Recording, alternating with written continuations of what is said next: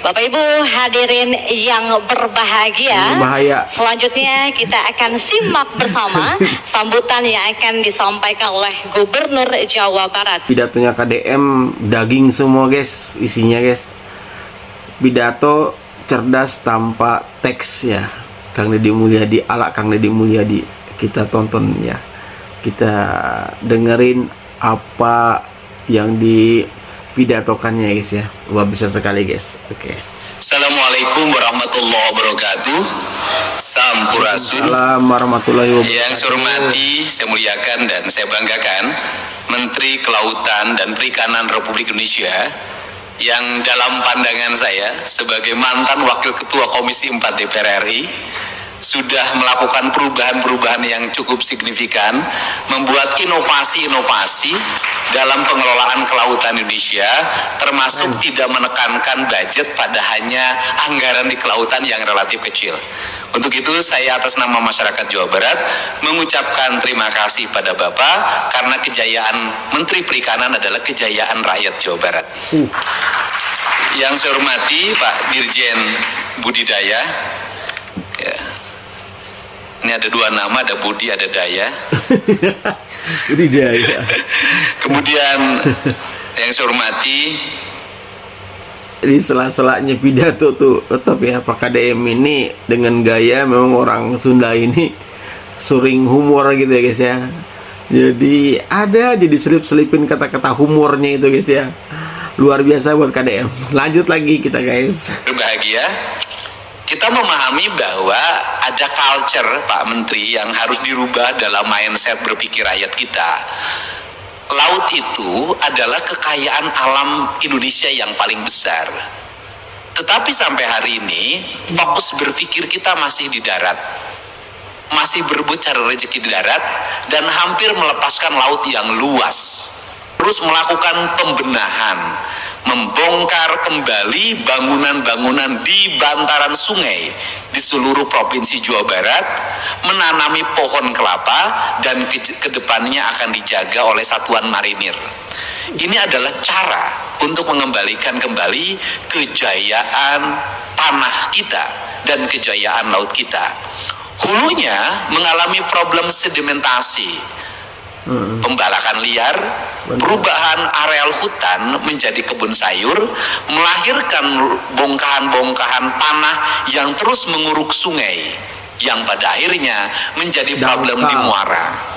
Efek dari itu adalah Betul, nanti efeknya akan dangkal ya guys ya. Emang itu logikanya ya, kalau sedimennya makin banyak di sungai itu, pasirnya tuh makin tinggi ya kan ya, atau lumpurnya itu makin tinggi, akhirnya sungai itu dangkal. Betul emang Pak KDM, bagus, setuju saya.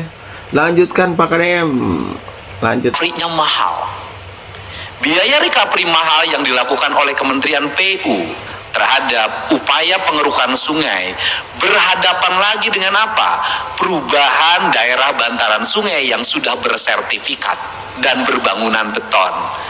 Problematika ini harus diselesaikan, dan saya mentargetkan dalam 2 tahun di Jawa Barat tidak ada lagi bangunan liar di sungai, tidak ada lagi sertifikat tanah di daerah sungai, tidak ada lagi pendangkalan muara.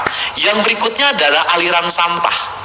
Nah ini Problematika pengelolaan sampah di hulu itu berdampak pada dengan mudahnya orang mengalirkan sampah ke sungai, baik sampah rumah tangga maupun sampah yang dikoleksi dalam sebuah rumah tangga, yang pada akhirnya laut itu menjadi kumpulan dosa, berorientasi hanya kepentingan ekonomi yang bersikap jangka pendek.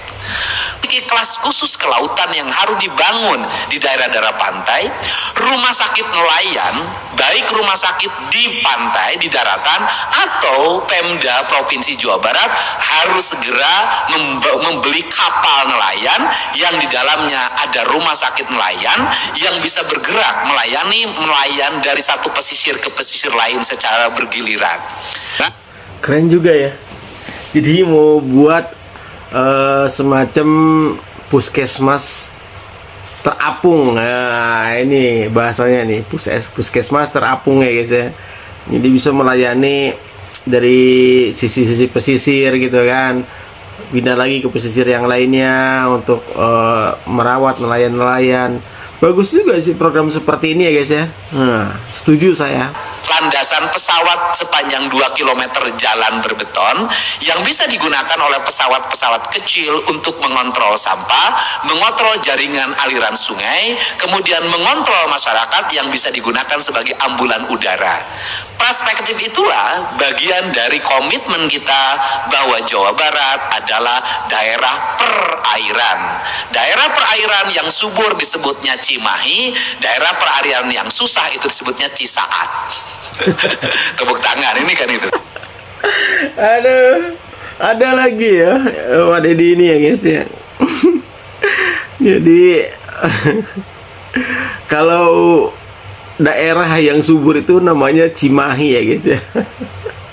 Ya, Cimahi itu artinya semua tercukupi ya guys ya. Jadi banyak yang bisa kebutuhan apapun dicukupi ya, namanya Cimahi. Segala mahi gitu kan, segalanya ada gitu kan, namanya Cimahi. Terus yang kedua, yang apa namanya, yang daerah yang agak ini ya sulit, namanya Cisaat. Jadi Cisaat ini emang nggak ada apa-apa gitu ya, karena saat gitu, saat itu habis gitu kan. Bisa aja emang, ada aja sentilan-sentilan humornya guys ya, lucu lah. Oke, lanjut Pak KDM. Ya, jadi kalau kita ngomong branding, jadi branding laut itu sudah diberikan oleh leluhur kita.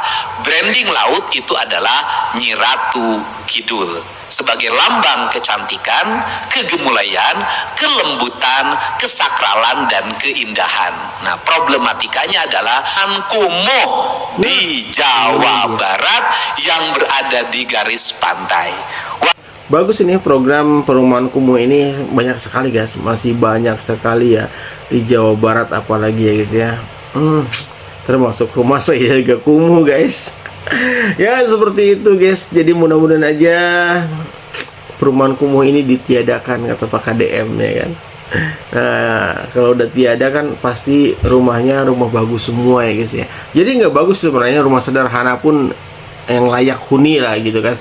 Nah, itu yang pentingnya, rumah sederhana layak huni. Yang saat ini kan banyak kan rumah-rumah itu yang tidak layak huni, kerhujan kahujanan, kerpanas kadang kapanasan, imah teh. Nah gitu Pak KDM.